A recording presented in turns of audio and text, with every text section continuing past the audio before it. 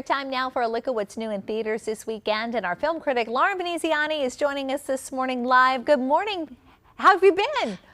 Good morning, Jen. No, tons of movies coming out this weekend. Good to see your face as always. The first film I want to talk about is the new movie Reminiscence. This is the new sci-fi mystery romance starring Hugh Jackman and Rebecca Ferguson. I love both of them so much as actors. Hugh Jackman plays a private investigator of the mind, and he's navigating the past. But of course, his life is forever changed when a new client shows up, played by Rebecca Ferguson. She all of a sudden disappears, and it becomes his new obsession to kind of track her down. Look, I mean, there's so many things that I liked about this movie. I love Hugh Jackman. I love Rebecca Ferguson. Of course, the two of them starred together in The Greatest Showman, one of my favorite movies that Hugh Jackman's done.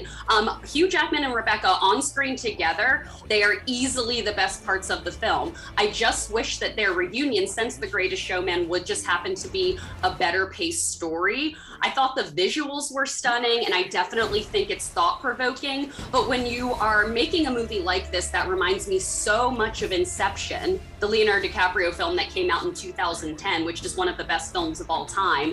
It just kind of reminded me too much of that film, but not done as well. The pacing was just off for me, and like I said, despite Hugh Jackman and Rebecca Ferguson being completely charismatic and great actors, I just didn't love the film overall like I wanted to. It is available in theaters and streaming exclusively on HBO Max this weekend. I'm giving Reminiscence a 2.5 out of 5 stars. Man, I had high hopes for that too. That's too bad. What about The Green Knight?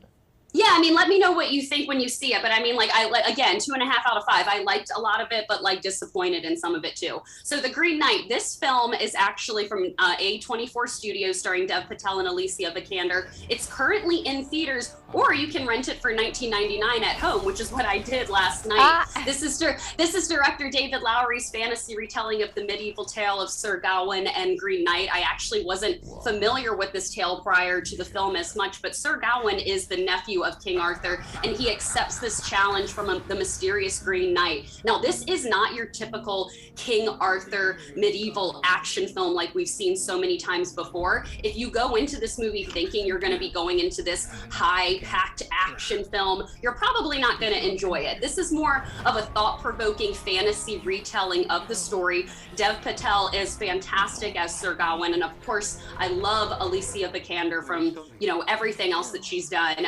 But like, again, this movie is visually stunning. It's a very slow progression of, 2 hours and 10 minutes of this story.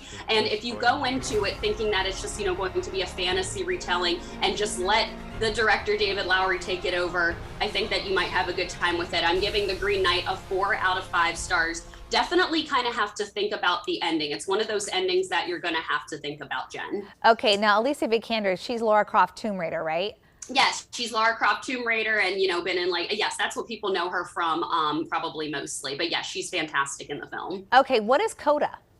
Okay, so Coda, this film I actually just watched yesterday. It's streaming exclusively on Apple TV+.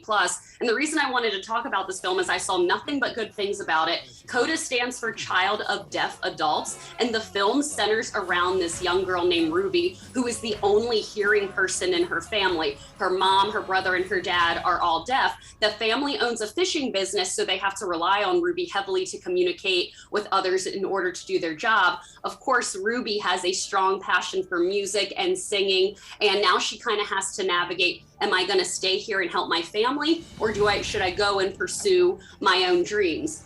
This movie was so beautiful to me. Marlee Matlin and Troy Kotsur, who play the parents, are deaf in real life, and their performances are just stunning. Every single performance in this movie just warmed my heart so much.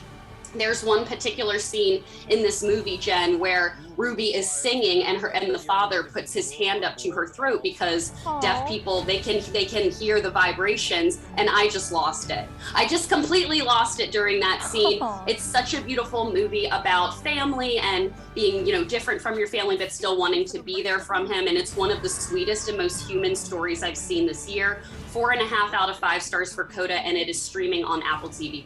Oh, the previews are making me tear up, for goodness sake. I can't imagine the movie. All right, what about really good. Perfect Strangers. Yes. Okay. So 9 Perfect Strangers, real quick. This is the new series that is now available on Hulu. The first 3 episodes are now available on Hulu. I've actually seen the first 6. There's going to be 8 episodes total, and I can't wait to see how it ends. Nicole Kidman plays a Russian woman who's in charge of this wellness center, and 9 strangers stay there over the course of a week to kind of, you know, get well again. But I mean, Nicole Kidman holding a wellness center, sign me up. I'll be there in 2 seconds. Melissa McCarthy, Bobby Cannavale, Luke Evans, Michael Shannon. The cast is fantastic, and you truly don't know kind of what's going to happen after each episode. A lot of people are familiarizing this to The White Lotus, which was on HBO Max, because it's also set over the course of a week at a fancy hotel. But this one is a little bit more fantasy element-like. And again, I can't wait to see where the story takes it.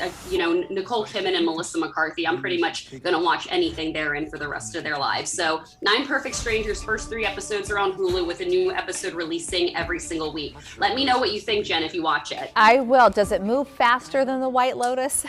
That's so funny, because a lot of people said that they thought The White Lotus was too slow. I will say, I think that because of the fantasy elements, and there's like so many different characters in this as well, it definitely, like, I binged the first 6 episodes, so I was definitely into it. I can't wait to see how it ends. Oh, good. And one more question about it, because this sort of makes a difference when I watch something.